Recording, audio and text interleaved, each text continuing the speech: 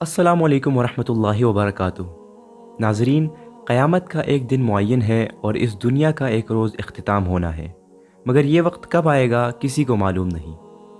Israel में यहूदी पादरियों का कहना है कि दुनिया की तारीख़ में 10वें लाल बच्चे की पैदाइश हो गई है और ये इस बात का ऐलान है कि क़यामत बर्पा होने को है, और उन्होंने तो दुनिया से रुखसती की तैयारियां भी शुरू कर दी है। आज की इस वीडियो में हम लाल बच्चे की क़ुरबानी के मुताल्लिक़ कुछ अहम हक़ाइक़ पर नज़र डालेंगे और इसके साथ हम आपको तीसरी आलमी जंग और हैकल सुलेमानी की दोबारा तामीर के मुताल्लिक़ बताएंगे और क़यामत से मुताल्लिक़ कुछ अहम पेशन गोइयों का तज़किरा भी करेंगे। इसके अलावा हम ये भी जानेंगे कि मुसलमानों का मस्जिद अक़सा के साथ किस तरह एक नज़रियाती रिश्ता है। बिस्मिल्लाहिर्रहमानिर्रहीम। सहूनियों यानी यहूदियों के एक बहुत बड़े इदारे दी टेम्पल इंस्टीट्यूट की जानिब से ऐलान किया गया है कि कुल्ली तौर पर सुर्ख बच्चे की पैदाइश इसराइल में हुई है, जिसके साथ इस दुनिया के इख्तिताम का बाब शुरू हो गया है। अब यरूशलेम में तीसरे माबद की तामीर होगी, जिसके सामने इस बच्चे की क़ुरबानी पेश की जाएगी और फिर मसीह का ज़ुहूर हो जाएगा। नाज़रीन, इसराइल यरूशलेम के अंदर लाल बच्चे की क़ुरबानी अप्रैल के महीने में किए जाने के लिए बिल्कुल तैयार है। वो क़ुरबानी के जिसके बाद मस्जिद अक़सा को शहीद किया जाएगा और इसके बाद तीसरी मरतबा हैकल सुलेमानी को तामीर किया जाएगा, जो कि यहूदी कौम के लिए उतना ही मुक़द्दस और अहम तरीन है जितना मुसलमानों के लिए खाने काबा। इस क़ुरबानी के बाद तीसरे आलम जंग की पेशगोई तौरात और तलमूद के अंदर बयान की गई है, जिसका ज़िक्र इंजील और इस्लामी रिवायात के अंदर यानी हदीस मुबारका के अंदर भी मौजूद है। इंजील के अंदर इसको आर्मेगडॉन और हदीस मुबारका के अंदर इसको जंग हरमजदोन कहा गया है। सितंबर 2023 में यानी आज से 6 महीने पहले इसराइल के अंदर 2000 साल के बाद 5 लाल बच्चे को अमरीकी रियासत टेक्सास से $5 लाख देकर इसराइल मंगवाया गया है, जहां पर इंतहाई एहतियात के साथ इनकी निगरानी की जा रही है और इन्हें मस्जिद अक़सा के बिल्कुल सामने मौजूद पहाड़ पर मस्जिद के सामने क़ुरबान किया जाएगा। और इस क़ुरबानी के फ़ौरन बाद यहूदी कौम हैकल सुलेमानी की तीसरी मरतबा तामीर को शुरू करेंगे। दी टेम्पल इंस्टीट्यूट ने इसराइल में पैदा होने वाली सुर्ख बच्चिया का ऐलान अपने यूट्यूब चैनल पर भी किया है। इंस्टीट्यूट की जानिब से एक वीडियो अपलोड की गई है जिसमें सुर्ख रंग की बच्चिया और उसे जन्म देने वाली गाय को देखा जा सकता है। नाजरीन, इस वक्त ईसाई और सहूनी दुनिया एक आलम खुशी और सरमस्ती में है, लेकिन सवाल यह है कि आखिर लाल बच्चिया का सहूनियों और ईसाइयों की खुशियों से क्या ताल्लुक़ है। सबसे पहले तो इस इबहाम को दूर करते हैं। सहूनियों का अक़ीदा है कि जब तक हैकल सुलेमानी की तामीर नहीं होती उस वक्त तक मसीहा इस दुनिया में तशरीफ़ नहीं लाएंगे। हैकल सुलेमानी की तीसरी तामीर होगी जो सहूनियों के नज़दीक आखिरी मरतबा होगी। हैकल सुलेमानी के असर नौ तामीर के लिए सब कुछ तैयार है, मगर सहूनी रब्बी कहते हैं कि इस वक्त यहूदी हालत नापाकी में है। अब सवाल ये पैदा होता है कि यहूदियों को पाक किस तरह किया जाए। नाज़रीन, हज़रत मूसा अलैहिस्सलाम को अल्लाह सुब्हानहू व तआला ने एक संदूक अता किया था जिसे ताबूत सकीना कहते हैं। ये संदूक एक अलग खेमे में रखा जाता था जहाँ पर हज़रत हारून अलैहिस्सलाम समेत किसी को भी जाने की इजाज़त नहीं थी। साल में सिर्फ़ एक दिन जो त्यौहार का दिन होता था, इस खेमे में हज़रत हारून अलैहिस्सलाम जाते थे और अल्लाह सुब्हानहू व तआला से अपनी कौम के लिए बख्शिश तलब करते थे। लेकिन इस खेमे में जाने से कबल एक गाय और 2 बकरे क़ुरबानी के लिए लाए जाते थे। सबसे पहले गाय की क़ुरबानी पेश की जाती थी और उस गाय को उसके खून, गोबर, चर्बी और खाल समेत जला दिया जाता था और उससे हज़रत हारून अलैहिस्सलाम की पाकी वजूद में आती थी, यानी उनसे लाइल्मी में जो भी ख़ताए सरज़द हुई थी अल्लाह सुब्हानहू व तआला उन्हें मुआफ़ फरमा दिया करते थे। उसके बाद 2 बकरे लाए जाते थे, उनकी कुरानदाजी होती थी। जिस बकरे का नाम कुरानदाजी में निकल आता था उसकी क़ुरबानी गाय की तरह करके उसे भी जला दिया जाता था। उस बकरे की क़ुरबानी से बनी इसराइल गुनाहों से पाक होते थे और फिर दूसरे बकरे के सर पर हज़रत हारून अलैहिस्सलाम हाथ रख कर बनी इसराइल के तमाम गुनाहों को उस पर मुंतकिल कर दिया करते थे اور پھر اس بکرے کو بیاباں میں آزاد چھوڑ دیا جاتا تھا۔ صہیونیوں کا ماننا ہے کہ یہودیوں کی پاکی اس وقت تک عمل میں نہیں آ سکتی جب تک سرخ رنگ کی بچیا کی قربانی نہ پیش کی جائے۔ اس سرخ بچیا کا گزشتہ 2000 برس سے یہودی ربی انتظار کر رہے ہیں۔ یہ سرخ بچیا ان تمام شرائط پر پوری اترنی چاہیے جو یہودی مذہبی کتب میں موجود ہے، یعنی یہ بے عیب ہو اور مکمل طور پر سرخ ہو۔ اس کا ایک بال یا ایک روا بھی کسی دوسرے رنگ کا نہیں ہونا چاہیے، حتیٰ کہ اس پر کوئی تل بھی نہیں ہونا چاہیے۔ اب اس میں چند ربی 2 بالوں تک کی چھوٹ دیتے ہیں۔ اگر سرخ رنگ کے علاوہ پورے جسم پر 2 بال کسی اور رنگ کے ہو تو اس کی چھوٹ ہے۔ اس سرخ بچیا کے بغیر صہیونی غلبے کی ریشہ دبائیوں کو اس کی تکمیل کے لیے آگے نہیں بڑھایا جا سکتا تھا، اس لیے اس بچیے کی تلاش پوری دنیا میں جاری تھی۔ کئی دفعہ ایسی سرخ بچیا کو ڈھونڈ بھی لیا گیا، مگر مذہبی رہنماؤں کے مطابق یہ تمام شرائط پر پورا نہیں اترتی تھی، اس لیے پھر سے نئی تلاش شروع کر دی جاتی تھی۔ چونکہ سرخ رنگ کی بچیا کہیں سے دستیاب نہیں ہو رہی تھی اور صہیونیوں کے صبر کا پیمانہ لبریز ہوتا جا رہا تھا، اسی لیے انہوں نے ایک شارٹ کٹ ڈھونڈا۔ انہیں پتہ چلا کہ ٹیکساس کے ایک فارم میں سرخ رنگ کی ایک ایسی گائے موجود ہے جو ان کے شرائط کے قریب ہے۔ لہٰذا صہیونی ماہرین ٹیکساس کے اس فارم میں پہنچے اور انہوں نے گائے کے اس نسل کے ایمبریوز اور انڈے حاصل کیے، اور اس کے بعد اسرائیل میں ایک فارم میں جہاں پر گائے کے افزائش ہوتی تھی، بذریعہ ٹیسٹ ٹیوب بے عیب سرخ رنگ کے بچیا کی پیدائش کو شروع کر دیا گیا۔ کچھ عرصے قبل اسرائیلی ماہرین مطلوبہ بچے پیدا کرنے میں کامیاب ہو گئے تھے جو مکمل طور پر سرخ رنگ کا تھا، مگر وہ بچڑا تھا اور انہیں بچیا درکار ہے۔ اس کے بعد دوبارہ کوشش شروع کر دی گئی اور وہ سرخ رنگ کی بچیا حاصل کرنے میں آخرکار کامیاب ہو گئے۔ انسٹیٹیوٹ کے ماہرین ربیوں کے ہمراہ ہر روز اس بچے کا معائنہ کرتے ہیں، اور اگر صورتحال مطلوبہ شرائط کے مطابق رہی اور یہ بچے کسی حادثے یا طبعی موت کا شکار نہیں ہوئے تو اس کی قربانی 2 سال کی عمر میں مجوزہ ہیکل سلیمانی کے دروازے کے باہر کی جائے گی۔ اس کے گوشت کے ٹکڑوں، کال، خون، چربی اور گوبر سب کو خوشبودار لکڑیوں میں جلا دیا جائے گا۔ اس کی راکھ کو مطلوبہ شرائط رکھنے والے پانی میں ملا کر منتخب کاہنوں پر چھڑکا جائے گا تاکہ وہ ہیکل سلیمانی کی تمام علاقے میں جا سکے اور ہیکل سلیمانی کی تعمیر دوبارہ سے شروع کی جا سکے۔ اب ناظرین، دوسری طرف عیسائیوں کا عقیدہ ہے کہ حضرت عیسیٰ علیہ السلام آ کر عیسائیت کی تجدید کریں گے، جبکہ یہودیوں کا عقیدہ ہے کہ یہودیوں کی بالادستی قائم ہو جائے گی۔ اس لیے دونوں ہی خوش ہیں۔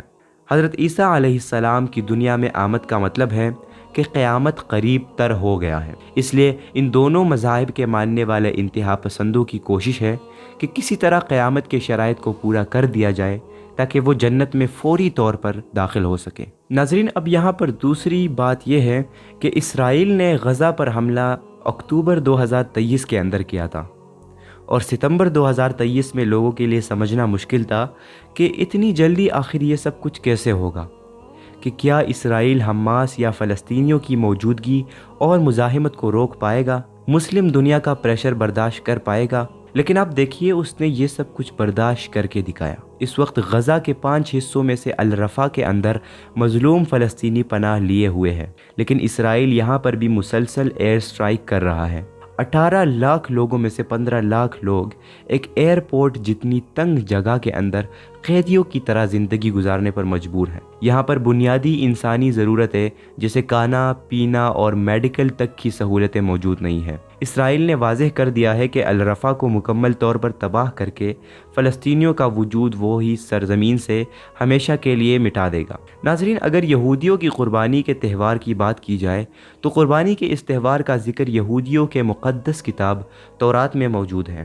تورات کے مطابق یہودیوں کو مصر میں غلام بنا کر رکھا جا رہا تھا، اور ان کو اس قید سے رہائی دینے کے لیے نعوذ باللہ خدا کی ذات سرزمین مصر سے گزری اور ہر مصری خاندان میں پیدا ہونے والے پہلے بیٹے کو مار دینے کا حکم دے دیا۔ اس موقع پر بنی اسرائیل یعنی اہل یہود کو ہدایت کی گئی کہ وہ ایک بکرا ذبح کر کے اس کے خون سے اپنے دروازے پر ایک علامت بنا دے تاکہ جب موت کا فرشتہ وہاں سے گزرے تو ان کے بیٹوں کی جان نہ لے۔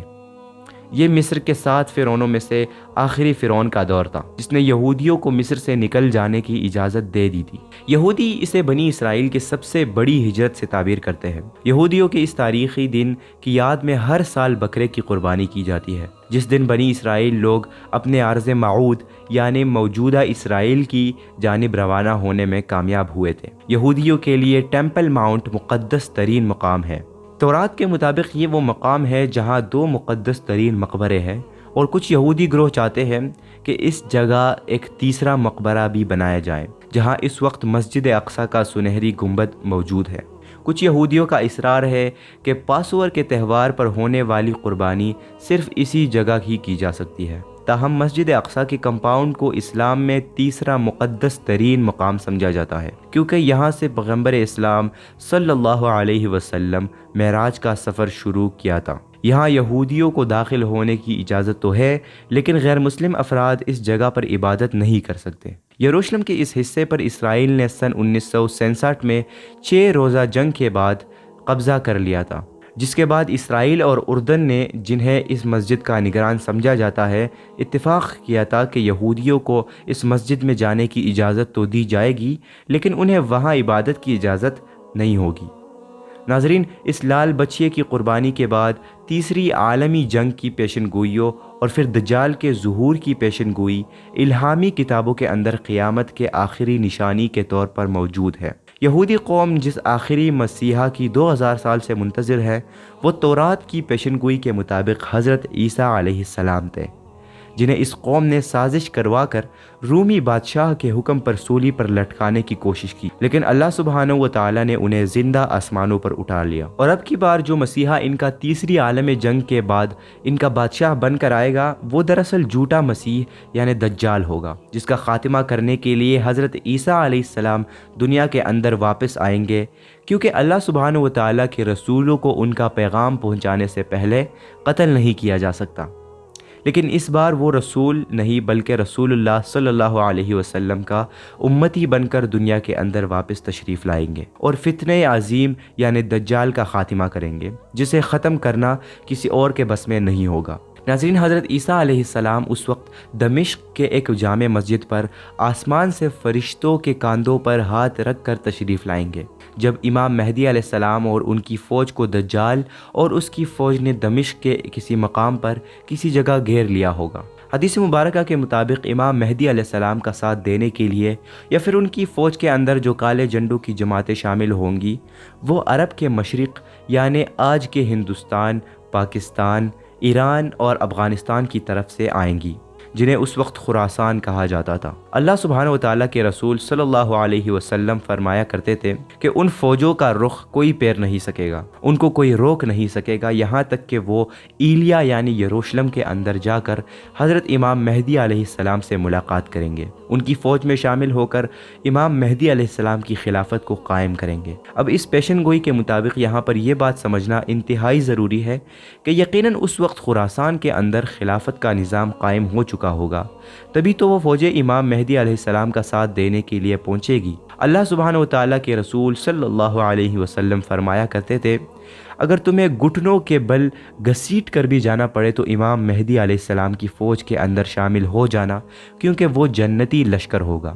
افغانستان میں حال ہی میں اسلامی خلافت کا نظام، پاکستان کے اندر ڈکٹیٹرشپ کے خاتمے کے اشارے، ہندوستان کے اندر مسلمانوں پر بڑھتے فسادات، کیا یہ سب کچھ بلا وجہ ہو رہا ہے؟ نہیں، بالکل نہیں، بلکہ تمام حالات بالکل وہی بن رہے ہیں کہ یہ حالات ایک ایسی فوج کو تیار کریں گے جو کہ اکٹھے ہو کر خراسان سے نکلے گی اور حضرت امام مہدی علیہ السلام کے ساتھ مل کر یروشلم شہر کو اور مسجد اقصی کی جگہ کو آزاد کروائیں گے، جہاں اس وقت تیسری مرتبہ ہیکل سلیمانی بن چکا ہوگا، اور یہاں پر ہوگی وہ تیسری عالم جنگ جس کے بارے میں اللہ سبحانہ و تعالیٰ کے رسول صلی اللہ علیہ وسلم نے فرمایا تھا کہ یہ جنگ اتنی خون ریز ہوگی کہ اگر کسی شخص کے 100 بیٹے ہیں تو 99 اس جنگ میں قتل ہو جائیں گے اور صرف ایک باقی رہے گا۔ لیکن اس خونریز جنگ کے بعد اللہ سبحانہ و تعالیٰ مومنین کو فتح دے گا، یہودی، عیسائی اور منافقین شکست کھا کر بھاگیں گے اور یہودی فوج چھپ کر غرقد کے درخت کے اندر پناہ لے لے گی۔ یہ وہ درخت ہے جس کا وہ آج جگہ جگہ پر اسرائیل اور یروشلم کے اندر پورا باغ لگا چکا ہے۔ ناظرین، حضرت ابو ہریرہ رضی اللہ تعالیٰ عنہ سے روایت ہے کہ رسول اللہ صلی اللہ علیہ وسلم نے ارشاد فرمایا، قیامت نہ ہوگی یہاں تک کہ مسلمان یہودیوں سے جنگ کرے اور مسلمان انہیں قتل کر دے، یہاں تک کہ یہودی پتھر یا درخت کے پیچھے چھپیں گے تو پتھر یا درخت کہے گا، اے مسلمان، اے عبداللہ، یہ یہودی میرے پیچھے ہے، آؤ اور اسے قتل کر دو، سوائے درخت غرقد کے، کیونکہ وہ یہود کے درخت میں سے ایک ہے۔ یہودی نبی کریم صلی اللہ علیہ وسلم کی اس حدیث پر یقین رکھتے ہیں، جس کا ثبوت یہ ہے کہ یہودی دنیا میں ہر جگہ غرقد کی شجرکاری کو پروموٹ کر رہے ہیں۔ اس کے لیے باقاعدہ سے فنڈ قائم کیے جاتے ہیں۔ اسرائیلی حکومت پچھلے 40 سالوں سے غرقد کی شجرکاری میں مصروف ہے، اور ایک اندازے کے مطابق اسرائیل میں 2010 تک 24 کروڑ غرقد کے درخت لگائے جا چکے ہیں۔ ناظرین، اس تیسری عالمی جنگ کی فتح کے بعد اور دجال کے قتل کے بعد حضرت عیسیٰ علیہ السلام پوری دنیا پر ایک ہی حکومت کو نافذ کر دیں گے۔ اس وقت پوری دنیا میں صرف ایک دین ہوگا، یعنی دین اسلام، اور اس کے بعد قیامت کا آغاز ہوگا۔ ناظرین، مسلمانوں کا بیت المقدس سے نظریاتی رشتہ ہے۔ اسراء اور معراج اور قبلہ اول کا شرف عطا کر کے اللہ سبحانہ و تعالیٰ نے مسجد اقصیٰ کو مسجد الحرام کے ساتھ کئی اہم رشتوں سے جوڑ دیا ہے، جن میں سب سے اہم رشتہ نظریے اور عقیدے کا رشتہ ہے، جو مسلمانوں کی توجہ اس حقیقت کی جانب مبذول کراتا ہے کہ ان دونوں میں سے ایک کو کھونے کا مطلب دوسرے کو کھو دینا ہے۔ مکہ اور مدینہ شریف کے بعد مسلمانوں کا سب سے زیادہ اگر کسی شہر سے ایمانی رشتہ ہے تو وہ بیت المقدس ہے، کیونکہ مسجد اقصیٰ صرف گنبد و مینار پر مبنی ایک مسجد نہیں، بلکہ وہ اسلام اور مسلمانوں کا ایک نشان ہے، اور یہ ان کی اسلامی میراث ہے۔ یہ اسلامی تشخیص کی ایک واضح علامت ہے، اور اس کی حفاظت ہمارے اسلامی اور مذہبی فریضہ ہے۔ ناظرین، واقعہ معراج میں رسول اللہ صلی اللہ علیہ وسلم کو مکہ کی مسجد الحرام سے بیت المقدس شہر کی مسجد اقصیٰ تک لے جایا گیا، اور مسجد اقصیٰ سے 7ویں آسمان تک، اور وہاں سے سدرۃ المنتہا تک لے جایا گیا، جہاں جنت الماوا موجود ہے، اور پھر آسمان سے واپسی پر بیت المقدس لایا گیا۔ اسلامی عقیدے کے مطابق بیت المقدس اس آسمانی سفر کا مرکز تھا، لہٰذا مسلمانوں کے اس شہر سے رشتہ اور تعلق عقیدے کی بنیاد پر قائم ہے۔ ارشاد باری تعالیٰ ہے، پاک ہے وہ جو رات کے ایک حصے میں اپنے بندے کو حرمت والی مسجد سے بہت دور کی اس مسجد تک لے گیا، اس کے ارد گرد کو ہم نے بہت برکت دی ہے تاکہ ہم اسے اپنی کچھ نشانیاں دکھائیں، بلا شبہ وہی سب کچھ جاننے والا، سب کچھ دیکھنے والا ہے۔ اللہ اکبر۔ ناظرین، بیت المقدس ہی وہ شہر، وہ علاقہ ہے جو مسجد اقصیٰ کے ارد گرد ہے، تو اس لحاظ سے وہ بابرکت ہوا۔ سرزمین فلسطین نہایت مبارک اور محترم جگہ ہے۔ یہ آسمانی پیغامات اور رسالتوں کا منبع اور سرچشمہ رہی ہے۔ اس سرزمین میں اکثر انبیاء اور رسول آئے ہیں۔ یہی وہ سرزمین ہے جہاں سے معراج کی ابتدا اور انتہا ہوتی ہے۔ یہ آسمان کا دروازہ ہے، یہ سرزمین محشر بھی ہے۔ اللہ عز و جل سرزمین فلسطین کو خیر و برکت والی زمین قرار دیتے ہیں۔ ناظرین، واقعہ معراج کے زمن میں رسول اللہ صلی اللہ علیہ وسلم کا بیت المقدس کی طرف سفر، براق مسجد کے کونے میں باندھنا، مسجد اقصیٰ میں نماز پڑھنا، انبیاء علیہ السلام کی امامت کرانا، اور پھر آسمانوں کی طرف سفر کرنا، قرآن و حدیث سے ثابت۔ ان تمام حقائق کو دل سے تسلیم کر کے ان پر ایمان لائے بغیر کسی مسلمان کا اسلام اور ایمان مکمل نہیں ہو سکتا۔ لہٰذا یہ ثابت ہوا کہ بیت المقدس سے مسلمانوں کا رشتہ ایمان اور عقیدے کی بنیاد پر ہے۔ ناظرین، حضرت نوح علیہ السلام کے بڑے بیٹے سام کے نام پر آباد عربی میں سیریا ہونے والے ملک شام کو انگریزی میں سوریا اور سریانی میں شام کہتے ہیں۔ طوفان نوح کے بعد سام بن نوح اس علاقے میں آباد ہوئے تھے، اس لیے یہ علاقہ شام کے نام سے مشہور ہو گیا۔ موجودہ مقبوضہ فلسطین شام کا علاقہ ہے، کیونکہ رسول اللہ صلی اللہ علیہ وسلم کے حیات مبارکہ اور بعد میں جس خطے کے لیے بلاد شام کہا جاتا ہے، وہ ان 4 ممالک سوریا، لبنان، فلسطین اور اردن پر مشتمل تھا۔ غیر منقسم ملک شام پر 636 عیسوی سے 1920 عیسوی تک مسلمانوں کی حکومت رہی۔ سن 1920 میں شریف مکہ کی غداری کی وجہ سے خلافت عثمانیہ کا خاتمہ ہو گیا اور سن 1920 میں شام فرانس کے قبضے میں چلا گیا، جس نے شام کو 4 الگ الگ سرحدوں میں سوریہ، لبنان، فلسطین اور اردن میں بانٹ دیا۔ سن 1976 میں تقسیم شدہ سوریہ کو فرانسیسی استعماریت سے آزادی ملی اور حافظ امین اس کا سربراہ بنا۔ سن 1970 میں حافظ الاسد نے ایک فوجی بغاوت کے ذریعے حافظ امین سے زمام حکومت اپنے ہاتھ میں لے لیا۔ سن 2000 میں حافظ الاسد کا انتقال ہوا تو اس کا بیٹا بشار الاسد اس ملک کا صدر بن گیا اور آج تک انبیاء کی یہ سرزمین اس کی ظلم و زیادتیوں کی زد میں ہے۔ شہر بیت المقدس قیامت کے دن حشر و نشر کی سرزمین ہوگا، وہیں لوگ جمع ہوں گے۔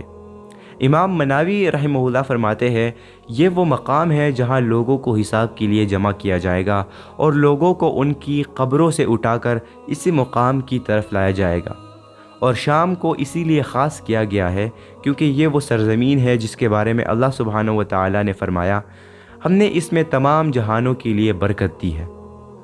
حضرت زید بن ثابت رضی اللہ تعالیٰ عنہ بیان کرتے ہیں کہ ہم لوگ رسول اللہ صلی اللہ علیہ وآلہ وسلم کے پاس کاغذ کے پرزوں سے قرآن کو مرتب کر رہے تھے تو آپ صلی اللہ علیہ وسلم نے فرمایا، خوشخبری ہے شام کے لیے۔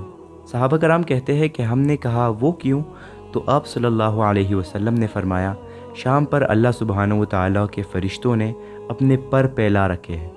فتنوں کے دور میں شام کی سرزمین سلامتی اور ایمان کی سرزمین ہوگی۔ حضرت ابو زردار رضی اللہ تعالیٰ عنہ سے مروی ہے کہ نبی کریم صلی اللہ علیہ وسلم نے فرمایا کہ ایک مرتبہ میں سو رہا تھا، خواب میں میں نے کتاب اسلام کے ستونوں کو دیکھا، انہیں میرے سر کے نیچے سے اٹھایا گیا، میں سمجھ گیا کہ اسے لے جایا جا رہا ہے، چنانچہ میری نگاہیں اس کا پیچھا کرتی رہی، پھر اسے شام پہنچا دیا گیا۔ یاد رکھو، جس زمانے میں فتنے رونما ہوں گے اس وقت ایمان شام میں ہوگا، یعنی قرب قیامت مسلمانوں کا وطن شام ہوگا، اور یہ اس بات کی دلیل ہے کہ آخری وقت میں شام کی سرزمین میں امن و استحکام ملے گا۔ حضرت عبداللہ بن حوالہ رضی اللہ تعالیٰ عنہ کہتے ہیں کہ رسول اللہ صلی اللہ علیہ وسلم نے فرمایا، ان قریب ایسا وقت آئے گا کہ تم الگ الگ ٹکڑیوں میں بٹ جاؤ گے، ایک ٹکڑی شام میں، ایک یمن میں اور ایک عراق میں۔ ابن حوالہ نے کہا کہ اللہ کے رسول مجھے بتائیے، اگر میں وہ زمانہ پاؤں تو کس ٹکڑی میں رہوں؟